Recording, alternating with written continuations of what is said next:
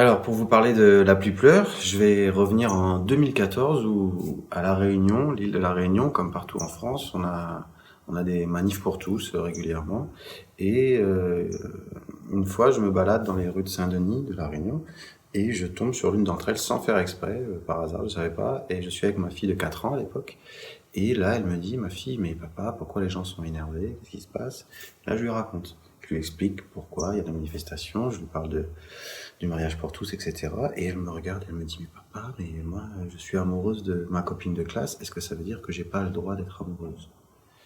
Voilà. Et quelques semaines après cette anecdote, je participe à un atelier d'écriture encadré par l'auteur Philippe Gauthier, un auteur jeune public, qui va coécrire la pièce que vous allez voir.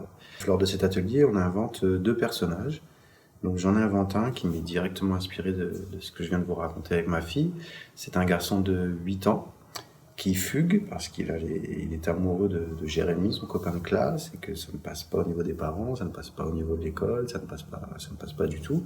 Et ensuite, j'ai inventé Ben, qui est un personnage qui a lui 16 ans, qui n'a pas de papa, et qui s'en est inventé un ex-star du football dans les années 80 en France. Et La Pluie pleure, c'est la rencontre de ces deux personnages devant une boîte de nuit fermée depuis X temps.